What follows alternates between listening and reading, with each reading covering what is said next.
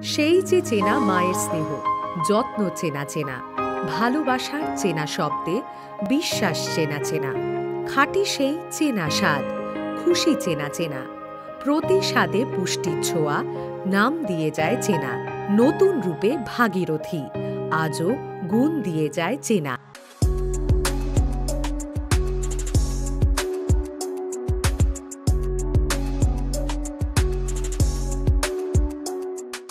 একের পর এক চমক তো আমরা দেখতে পাচ্ছি, কিন্তু এই চমকে সাধারণ মানুষ কি আসলে খুশি হবে বলে মনে হচ্ছে? কেননা ইতিমধ্যেই কিন্তু অনেকগুলো স্ক্যাম এদের পিছনে জুড়ে রয়েছে, সারদা নারদা, একটার পর একটা প্রশ্ন। সেক্ষেত্রে মনে করবো একটা জিনিস, দিদি কিন্তু সিঙ্গুর নন্দীগ্রামের প্রেক্ষাপটেই উঠে এসেছিলেন। আজকের দিনে সাধারণ মানুষের মনে যে ক্ষোভ জমেছে, সেই ক্ষোভ জমার পরে সেই ক্ষোভ কি আপনারা আসলে সেই সমস্ত ক্যান্ডিডেটদেরকে নিয়ে এই ক্ষোভ মেটাতে পারবেন? কে আসছে এটা মানুষ দেখছে না, মানুষ দেখছে তৃণমূল ভাঙছে, আর এটাতেই মানুষ খুশি। কারণ তৃণমূল বাংলার মানুষের সঙ্গে বিশ্বাসঘাতকতা করেছে, বাংলার মানুষকে প্রতিশ্রুতি দিয়েছিল বদলা নয় বদল চাই, আর আজকে বদলা চলছে। শান্তি চেয়েছিল বাংলার মানুষ, তৃণমূল বাংলার মানুষের কপালে অশান্তির টিকা পরিয়ে দিয়েছে। সেই কারণে বাংলার মানুষ তৃণমূলের হাত থেকে নিষ্কৃতি পেতে চাইছে। সেই জন্য কোন লোকটি এলো সেটা বড় প্রশ্ন নয়, বড় প্রশ্ন হচ্ছে তৃণমূল ভাঙছে, তৃণমূল বিদায় হচ্ছে, তৃণমূলের বিদায়ের বাজনা বাজতে শুরু করেছে, এটাই বাংলার মানুষের সবচেয়ে আনন্দের বিষয়।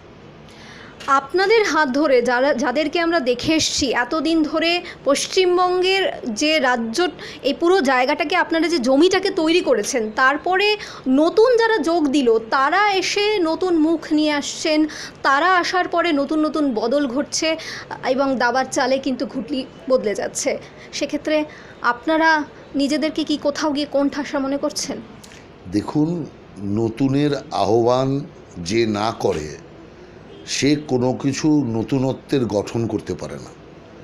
শুধুমাত্র পুরনো ভাবধারা নিয়ে বসে থাকলেই চলবে না, নতুন পুরনোর সংমিশ্রণেই নব উন্মেষ হয়, আর সেই নব উন্মেষ বিজেপিতে হচ্ছে। সেটা নানান লোক নানানভাবে ব্যাখ্যা করছে, কিন্তু আসল ব্যাখ্যাটা হচ্ছে কোনো কিছু গড়তে গেলে তাতে আরও মানুষের যোগদান দরকার। সিপিএম পাল্টে তৃণমূল কংগ্রেস এসছে, তো তৃণমূল কংগ্রেসের যে কটা লোক ছিল সেই কটা লোক মিলে করতে পারলো না কেন? সেই লোককে আরও লোককে নিতে হয়েছে, আরও মানুষকে নিতে হয়েছে, নানান স্তরের মানুষকে যুক্ত করতে হয়েছে, তবে গিয়ে সিপিএমকে তাড়িয়ে তৃণমূল কংগ্রেস এসছে। সেই জন্য বিজেপিও যে আপনি দেখবেন বিভিন্ন রাজ্যে ক্ষমতায় এসছে, সে আপনার আমার পার্শ্ববর্তী রাজ্য যদি আসাম, ত্রিপুরা এগুলোকেও দেখেন, কিংবা উত্তরপ্রদেশ, এই সমস্ত জায়গাগুলোকেও দেখবেন প্রচুর পরিমাণে সেখানে নতুন মানুষদের আগমন হয়েছে। সেই কারণের জন্য নতুন পুরনো মিলিয়েই যে ইকুয়েশন তৈরি হয়, তার দ্বারাই একটা নবসৃষ্টি হয়, নবনির্মাণ হয়। সেই জন্য এই নির্মাণকে যারা স্বাগত না জানাবে তারা ভুল করবে, কখনো তারা পরিবর্তনের হাতিয়ার হতে পারবে না।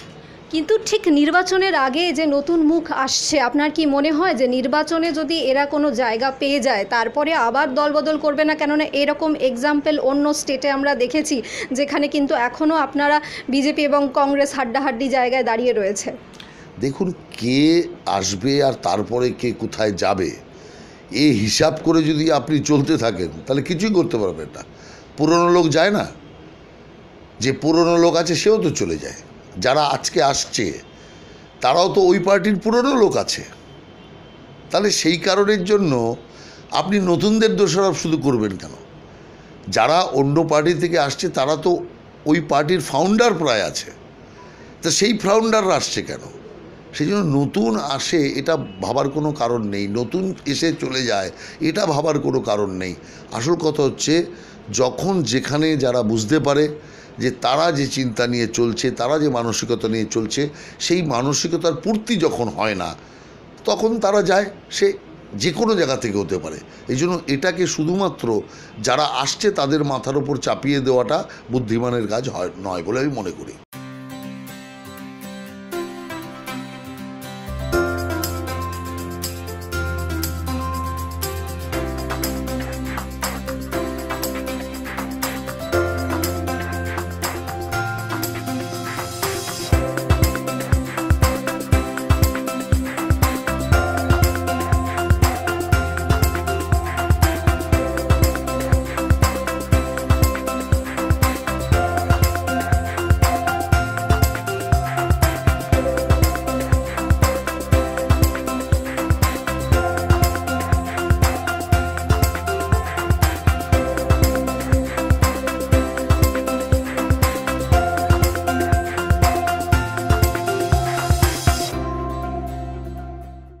আরও খবরের আপডেট পেতে সাবস্ক্রাইব করুন আমাদের ইউটিউব চ্যানেলটি আর বেল আইকনে ক্লিক করুন নোটিফিকেশনস পেতে।